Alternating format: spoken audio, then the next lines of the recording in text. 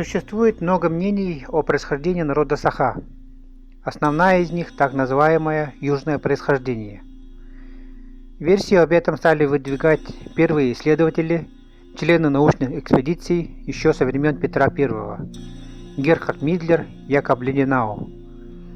Эти версии подтвердились в трудах исследователей XIX – начала XX веков Александра Миддендорфа, Ричарда Мака, Ивана Худякова, Владимира Хрисона, Вацлава Шерешевского, Василия Трощанского и других. Большое значение в историографии проблемы имели труды дореволюционных тюркологов Отто Бётлинга, Арминия Вамбери, Василия Радлова.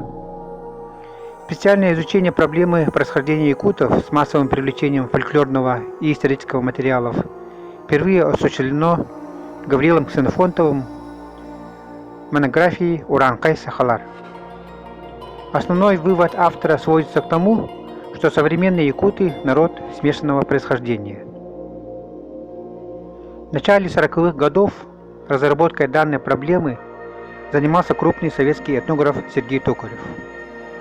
Он выдвинул идею, что якуты сложились на Средней Лени на базе смешения различных этнических компонентов, но при преобладании аборигенного начала.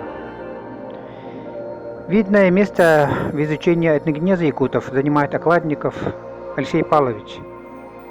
В своей основной работе по истории Якутии он подчеркивал преобладающее значение южных элементов в складывании народности на Средней Лени.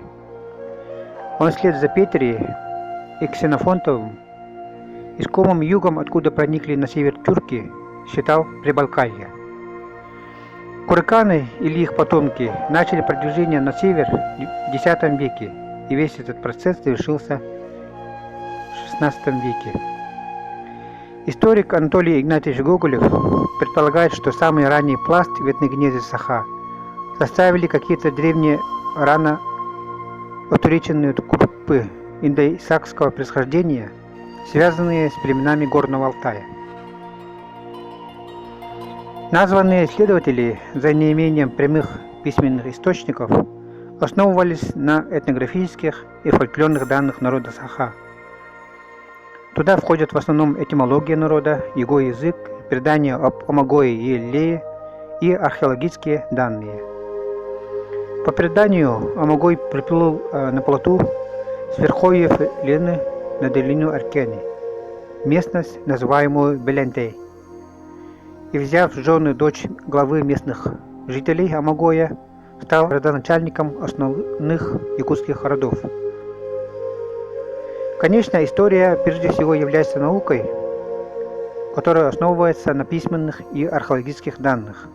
Но не будем забывать, что ранняя история Рюриковичей также состоит из преданий, составленных в летопись. Язык у народа Саха относится к тюркской группе языков, которые распространены в основном на территориях Минусинской котловины, в Средней и Малой Азии, европейской части России, в Синьцзянском округе Китая, на Кавказе, Закавказье, в Крыму и так далее. Язык Саха самый северный из тюркских языков по расположению и значительно отличающийся от других тюркских языков наличием пласта лексики неясного происхождения и древнемонгольской лексики. К слову сказать, мы при разговоре не можем даже близко понять относительно близкий нам по географическому расположению тюркоязычных жителей Республики Алтай, тогда как киргизы и казахи, например, свободно понимают друг друга при общении. Сравнительный анализ востоковеда Егора Сидорова некоторых слов неясного происхождения якутского языка с санскритом выявил 200 схождений по звучанию и смыслу. Считается, что язык Саха также близок по звучанию и смыслу древнетюркским языком, на котором говорили тюрки рода Ашина, основавшие тюркский каганат. Данный язык был расшифрован со стел погребальных сооружений каганов в долине реки Архон в Монголии.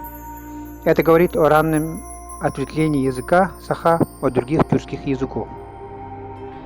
При происхождении самоназвания народа есть много разных мнений. Например, есть гипотезы ряда исследователей, которые говорят, что саха произошли от сагайцев Минусинской котловины.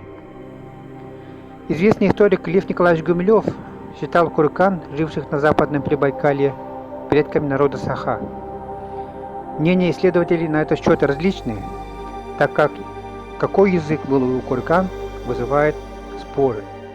Например, востоковед Егор Сидоров считал их тунгусами.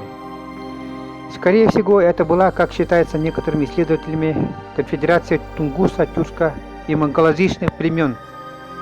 Курканы исчезли как народ Западного Прибайкалья по причине их вытеснения хоратуматами, которых впоследствии покорила орда Чингисхана в начале XIII века.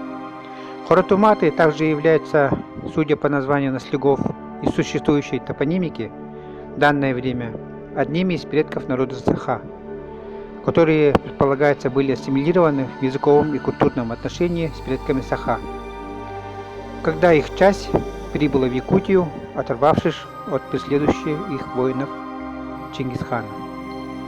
Во всяком случае, мнение Льва Гумилева, что в процессе этногенеза большую роль играет ландшафт и населяющие ее вокруг образовывающие народа другие народы, имеет место быть. Исходя из этого, следует полагать, что саха как народ сформировался на территории Якутии путем смешения разных народов и их культур.